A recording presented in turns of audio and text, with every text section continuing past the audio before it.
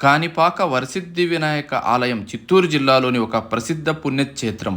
ఈ ఆలయంలో వినాయకుడు స్వయంభూగా వెలిశాడని, విగ్రహం రోజురోజుకి పెరుగుతూ ఉంటుందని భక్తుల నమ్మకం.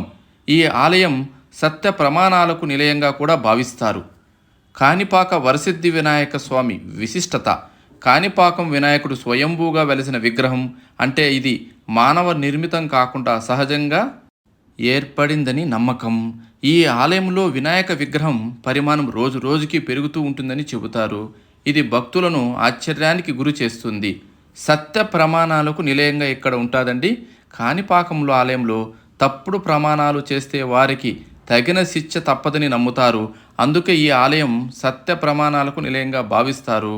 ఈ ఆలయం బహుదా నది ఒడ్డున ఉంది. ఈ నది కూడా ఇక్కడికి వచ్చిన భక్తులకు పవిత్రమైనదిగా భావిస్తారు. కాణిపాక ఆలయం వినాయకుడితో పాటు మణికంఠేశ్వర ఆలయం కూడా ఉంది. ఇది హరిహర క్షేత్రంగా కూడా పిలువబడుతుంది. ఆలయ ప్రత్యేకత ఏమిటంటే ఇక్కడ స్వామివారి విగ్రహం నీటిలో కొద్దిగా మునిగి ఉంటుంది. ఎంత త్రవ్వినా స్వామివారి తుది మాత్రం కనుగొనలేకపోయారు. ఇక్కడి వినాయకుడి పరిమాణం పెరుగుతూనే ఉంటుంది. స్వామివారికి అష్టోత్తర పూజలతో నిత్యం పూజలు చేస్తారు. వినాయక చవితి ఉత్సవాలు అంగరంగ వైభవంగా జరుగుతాయి. ఈ ఆలయంలో ఎల్లప్పుడూ ఒక సర్పం తిరుగుతూ ఉంటుందని, కానీ అది ఎవరికీ హాని చేయదు.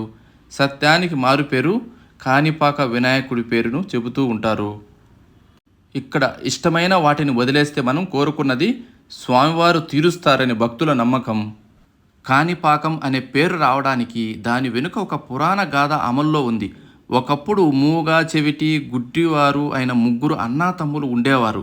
వారి వ్యవసాయ బావిలో నీరు ఎండిపోవడం గమనించి బావిని ఇంకొద్దిగా తవ్వితే నీళ్లు వస్తాయని తవ్వడం మొదలుపెట్టగా అక్కడ గట్టి రాయి తగిలి క్షణాల్లో బావిలో రక్తం ఊరటం మొదలైందట.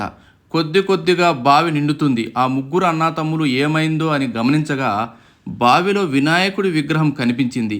వారు ఆ విగ్రహాన్ని పూజించగా వారి యొక్క అవిటితనం తొలగి మామూలు మనుషులయ్యారు. ఆ విషయం గ్రామస్తులకు తెలిసి ఆ విగ్రహాన్ని పూజించడం మొదలుపెట్టారు.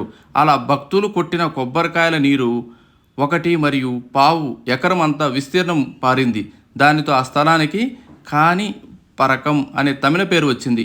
రాను రాను ఇది కాణిపాకంగా మారిందని ఒక కథ ప్రాచీనంలో ఉంది. ఆలయ దర్శన సమయాలు ఉదయం 6 నుండి 7:30 వరకు, 8 నుండి 9 వరకు, 10 నుండి 11 వరకు, మధ్యాహ్నం 12 నుండి సాయంత్రం 4:30 వరకు, సాయంత్రం 6:45 నుండి రాత్రి 9 వరకు ఆలయం తెరిచి ఉంటుంది. మీరు స్వామివారిని ఆ సమయాల్లో దర్శించుకోవచ్చు.